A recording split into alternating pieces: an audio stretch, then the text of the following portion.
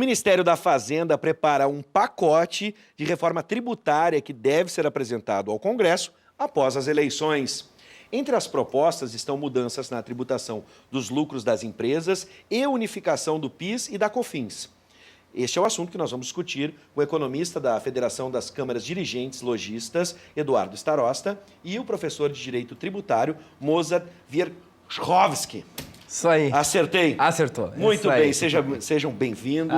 Muito obrigado. Obrigado pelo convite. Casa, sejam bem-vindos, o convite já não é a primeira vez dos dois, já são de casa. E você aí de casa que também tem a sua parcela, a sua parte aqui neste latifúndio, no Conexão RS, pode participar, sempre está aberto o canal para o 99588-2374, 99588-2374, pelo WhatsApp, apenas mensagem de texto. Você pode participar, mandar perguntas e comentários. Bom, e esta reforma, talvez a mais sonhada pela população brasileira, de todas as reformas que a gente já falou aí, Previdência, a reforma trabalhista, a reforma tributária. Nós estamos na véspera das eleições. É um momento adequado para a gente pensar nessa reforma? Por que demorou tanto? O governo não poderia já ter começado, já nos seus primeiros dias de governo, pensar nessa reforma? Começo contigo, Moça, depois o Eduardo. Não é um momento adequado, Às vésperas das eleições, falar em reforma tributária. Nós teremos a troca do Poder Executivo, também parcialmente a troca do Poder Legislativo, então não é este o momento para nós falarmos em reforma tributária. E a reforma tão sonhada, como tu falaste, pela população, ela requer um estudo, ela requer realmente um tempo de debate, não é um projeto que será aprovado às pressas no Congresso Nacional. Então, eu acredito que não é este o momento adequado para nós falarmos em reforma tributária. Inclusive, acho que isso acaba tirando o foco do problema que hoje nós temos no Brasil, que são as eleições agora no mês de outubro. Verdade. Bom, isso que a gente nem entrou no detalhe de que reforma estamos falando. A primeira pergunta é se o momento é adequado para qualquer tipo de reforma. Começo contigo agora, Bom, Eduardo. eu concordo com o Dr. Mozart, tá? Só queria ressaltar uma coisa. Um advogado, quando se forma e é aprovado pela OAB, tá? Ele troca a língua por uma fita métrica.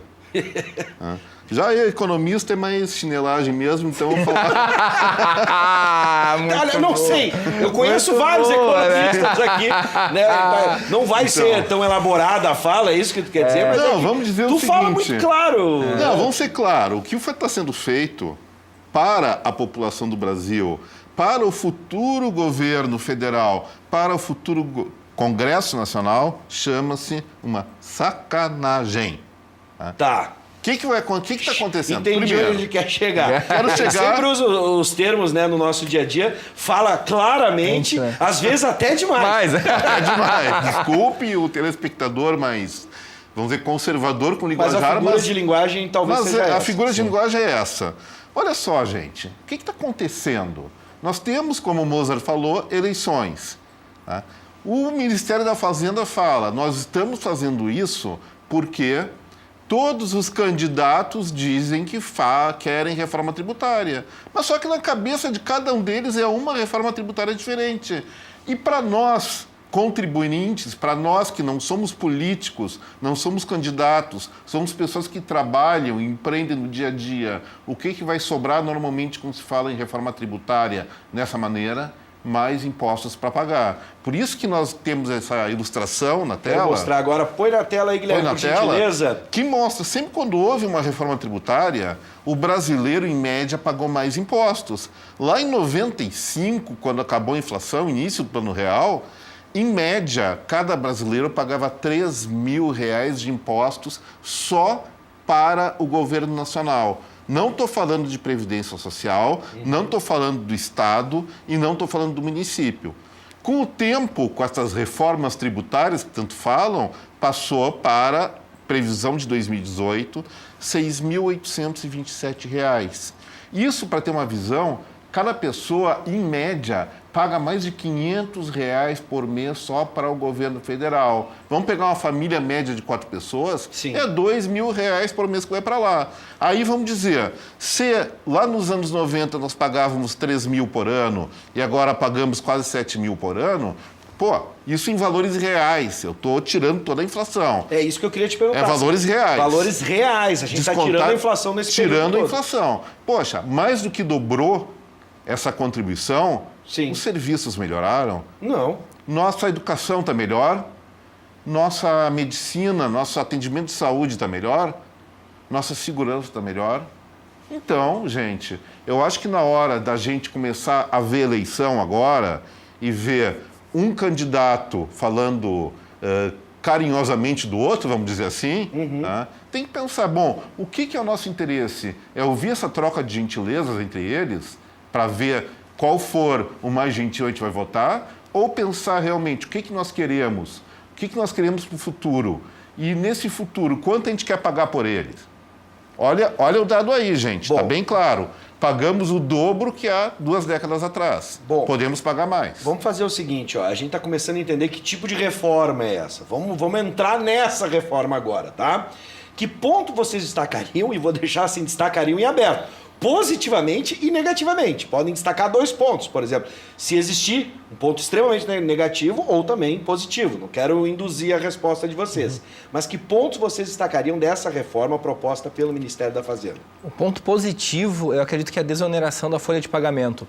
Porque hoje em dia, com a tributação que incide sobre a folha de pagamento, isso faz com que se desincentive ao trabalho regular no Brasil. É muito caro tu ter um empregado no Brasil. Como seria, de que forma seria essa redução, por exemplo? A desoneração da folha de pagamento, existe na reforma a previsão para retirada do salário de educação, que seria menos 2,5 incidentes sobre a folha de pagamento. Hoje nós temos, por exemplo, contribuição previdenciária patronal, que a maior parte das empresas pagam quanto? 20%. Sobre o quê? Sobre a folha de pagamento. Então, o teu empregado ele já te gera inicialmente 20% a mais de custo. Fora os encargos que ele... Fora, por exemplo, o encargo trabalhista, o FGTS, fora o salário, daí, claro, 13º e todas as verbas trabalhistas. Eu estou falando da questão tributária. Então, a folha de pagamento hoje, como base de cálculo, ela é muito árdua para o contribuinte. O contribuinte sofre muito com o ônus da tributação sobre a folha de pagamento. Então, eu ressalto essa situação, a desoneração da folha de pagamento, como o ponto positivo. Nós já tivemos uma pequena desoneração da contribuição previdenciária, que algumas empresas passaram a recolher sobre a receita sobre o faturamento. E a desoneração da folha de pagamento faz com que se incentive a contratação do empregado de forma regular, fazendo com que diminua os empregos informais que nós temos no nosso país. Agora, algo negativo tu pode destacar? Muito. Na tua concepção? Muitos? Sim, muitos. Pode escolher um, depois o Eduardo escolhe outro. Eu acredito que o IVA que é proposto, que abarca boa parte dos tributos federais e deixa o IPI de lado, eu acho que está extremamente equivocado. Se tu quer criar um IVA, que é um imposto sobre o valor agregado, então tu coloca todos os tributos federais. Não adianta só PIS, COFINS e deixar o IPI de lado, que também é um tributo que onera muito e no final acaba onerando quem? O consumidor final. Qual que é o problema? A meu ver, o principal problema da tributação brasileira, porque ela é uma tributação indireta. Quem é que mais paga tributo no Brasil? Quem menos recebe. Por quê? Vai fazer o rancho, o famoso rancho, vai no supermercado, pega o cupomzinho fiscal, olha a carga tributária que incide... Na cesta básica. Na cesta básica, por exemplo.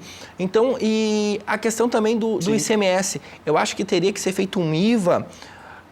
incorporando os tributos estaduais, municipais e federais, como é feito em diversos países desenvolvidos. Claro. Concentrando eles, condensando eles. Isso aí, e fazendo daí sim uma divisão na sua arrecadação, parecido com o que acontece hoje com o Simples Nacional. Quem pega também o boleto do posto de gasolina ali, né, o recibo, se assusta também com a quantidade de impostos.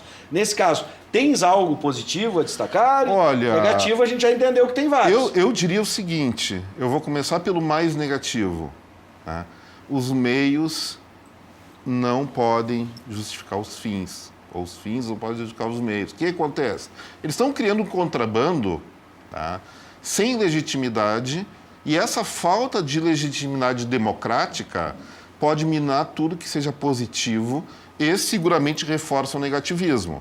Acho que tem alguns princípios ali de simplificação tributária, mas muito limitados a alguns impostos, como o Mozart falou. Mas eu destacaria, em termos práticos, como negativo, número 1, eles querem manter carga tributária. E nós observamos que a carga tributária das pessoas, das empresas, das famílias, mais que duplicou nas últimas 2 décadas. Número 2, essa questão de unificação, aí eu vou discordar um pouco do nosso doutor Causídico, essa unificação via CONFAS dos impostos, via o Imposto de Valor Agregado, como é que o Rio Grande do Sul fica numa situação dessas? Olha, nós somos um estado que somos do Sul, somos a ponta do Brasil. Nós estamos, em média, a 1.200, 1.300 quilômetros dos maiores centros de consumo. Temos que atrair investimento. Olha o problema que nós temos nas contas estaduais, na nossa recessão estadual, que está sendo mais aguda que a brasileira. O que a gente tem que fazer? Tem que atrair investimento. E como é que a gente vai atrair investimento estando longe vamos dizer, do centro do mercado consumidor e com atração, com impostos parecidos com que se predominam lá? Vamos pensar o seguinte, telespectador, você ganhou na Mega Sena. Essa Mega Sena você vai poder usufruir do dinheiro só se fizer um investimento bem feito, porque você vai pegar o lucro do investimento. Você vai investir aqui no Rio Grande do Sul, que nós temos 11 milhões de habitantes, ou no centro do país, que tem um alcance para quase 100 milhões de habitantes? A resposta é óbvia. Para atrair para o Rio Grande do Sul, temos que ter, sim, diferenciais tributários positivos. Nesse caso, eu fico pensando, tu disseste essa pergunta, o Brasil dessa forma se alinharia ao cenário internacional? A gente estava falando sobre, o Mozart falou sobre países desenvolvidos, a gente tem que lembrar que temos características diferentes, por exemplo, dos países europeus, que são menores, né? Se a gente for pegar aqui, somos uma federação com estados gigantescos, né? Com uma população diferente em determinadas regiões. Fico pensando, se a União fica com a maior parte do bolo na arrecadação, como é que ficaria para os estados? Esse modelo se aplicaria bem, né? Tendo essa possibilidade de cada estado trabalhar, sim, como ICMS, o seu imposto? Mas é que hoje a União já fica com a maior parte do bolo. Sim. Tu vai pegar as competências tributárias previstas na Constituição Federal, a maior parte do bolo de tributos já é da União. Isso daí, o sistema tributário nacional, o direito tributário brasileiro, ele é assim desde o início. Então, a maior parte do bolo e a melhor fatia, sabe aquela fatia do meio que, sim, todo mundo quer pegar, que tem mais recheio? Essa mesmo é da União. E hoje nós temos no direito tributário o princípio da uniformidade geográfica da tributação. O que isso significa? Que um tributo federal ele tem que ser cobrado de forma igualitária em todo o território nacional. Então, o ITR ele tem que ser cobrado igual de uma propriedade territorial rural no Rio Grande do Sul, da mesma forma que numa propriedade territorial rural em Santa Catarina. Ocorre que a União ela pode conceder benefícios fiscais desde que tenha uma finalidade socioeconômica. Por exemplo, a Zona Franca de Manaus. Eu sempre brinco com os meus alunos em aula o seguinte, eu não conheço nenhum empresário que tenha dito o seguinte, meu sonho é ter uma empresa em Manaus. Meu sonho é ter uma empresa em Manaus. Ninguém quer ter uma empresa em Manaus. Como o colega comentou também, no Rio Grande do Sul é complicado a logística, a densidade populacional. O que a União fez? Criou a Zona Franca de Manaus e, por exemplo, este televisor, se ele for fabricado em Manaus, ele tem isenção de IPI. E se ele for fabricado em São Paulo, Minas ou até no Rio Grande do Sul, ele não vai ter isenção de IPI. Então, e aqui daí vai a razão pela qual eu discordo do colega, mesmo se criar um IVA, que tenham algumas zonas, algumas regiões do nosso país que gozem de benefícios e incentivos fiscais para se desenvolver. Porque se realmente não tiver incentivo e benefício fiscal, o Rio Grande do Sul futuramente vai ser muito parecido com o que era Manaus. Bom, há uma linha de economistas que afirma que há uma desigualdade na cobrança do imposto de renda. Nesse pacote, há específico algo nesse sentido, olhando agora para o assalariado, ou seja, eu, você, boa parte das pessoas que estão nos assistindo. Eduardo? Bom, eu não vi nada de muito significativo. Por quê? Porque toda essa nossa conversa, pelo menos da minha parte, ela parte de uma matéria publicada no jornal Estado de São Paulo. Eles, inclusive, a própria equipe fazendária que está elaborando esse material, não disse exatamente o que vai fazer. Estão preparando o material para entregar aos candidatos no segundo turno das eleições. Ou seja, estão prevendo ou estão tomando a iniciativa de centralizar um debate que não deveria ser prerrogativa deles, e sim dos candidatos, o que é errado. Mas o que nós vemos? Nós vemos que a contribuição ou imposto incidente sobre o assalariado, imposto de renda sobre salário, é muito elevado. Mas mais elevado ainda é o que essa pessoa mesmo paga quando vai consumir no posto de gasolina, quando vai consumir no supermercado, em qualquer outro lugar. Comprar Ali roupa. que se dá realmente a incidência chamada indireta, que é a maior injustiça desse país. Bom, a gente já sente na pele o não consumo, a falta de consumo, né, como isso está estagnando a nossa economia. Aí eu fico pensando, e vou para a pergunta final, já que a gente está nas eleições, que tipo de herança vai ficar para o próximo governante? O pacote tributário envolve também a definição de um plano de corte de 50% para os próximos 10 anos das renúncias e benefícios a empresas. Que impacto esse recorte pode ter na economia, né? E essa herança que vai ficar para um próximo governo? Eu fico imaginando em 10 anos, um governo até mesmo que possa se reeleger nesse período. Como é que fica essa situação? Fico imaginando se essa reforma já não vai ser reformada no próximo governo. Na verdade, essa questão de tu cortar os benefícios e incentivos fiscais vai totalmente na contramão, né? De tudo que se espera. Porque se hoje já está difícil com os parcos benefícios que nós temos, imagina cortando-os. Fomentar a economia brasileira vai ser muito difícil. Quem vai investir? Exatamente. A gente brinca, né? No dia a dia, quem trabalha diretamente com direito tributário, que é o meu caso, o governo hoje é o sócio que menos trabalha e mais ganha. Essa é a realidade. Tá? Porque, como o colega comentou lá no início, qual que é o grande problema, além da tributação indireta, é que a gente não vê retorno no Brasil. Se paga tributos e não se vê retorno. Sim. Tá? Bom, por parte do empresariado, como é que a gente pode imaginar? Por parte do empresariado, o que nós teríamos a dizer é o seguinte. Tá? Evidentemente, muito benefício fiscal não se justifica, em alguns casos. Sim. Mas em outros, onde não tem, se justificaria. O benefício fiscal, para que serve? Atrair investimento em negócios portadores de futuro. O conceito é esse. E pelo que eu estou vendo com esse material prévio que a Fazenda liberou, o melhor lugar para investir aqui nas redondezas, a partir da eventual implementação dessas normas que eles estão querendo, chama-se República do Paraguai. Que realmente mudou a cara, é um país que está se desenvolvendo como? Saindo daquela pecha de contrabandista, mas criando, sim, um programa de investimento consequente e preparando o país para as próximas gerações mais prósperas. Percebam, né? Ele não usou de ironia nem sarcasmo nisso, né? Porque muita gente vai usar a expressão Paraguai como algo, né, negativo. Pejorativo. Né? Depreciativo, por exemplo. Não, eles estão fazendo certo agora. Exatamente. A gente está falando agora de uma realidade, algo que está acontecendo nesse momento. Agora, enfim, a reforma está aí, vai passar por um congresso que também eu fico pensando que congresso nós temos hoje, se não vai ser o mesmo lá na frente. A gente está vendo que a renovação é pouca, pelo menos, né, dentro do Congresso. Mas a renovação no governo, sim, essa pode ser muito grande. Alta de impostos, como acontece no Rio Grande do Sul, só beneficia a arrecadação e destrói postos de emprego por causa do baixo consumo. O Geraldo de Gravataí nos manda a participação pelo 99588-2374. Concordam com o Geraldo?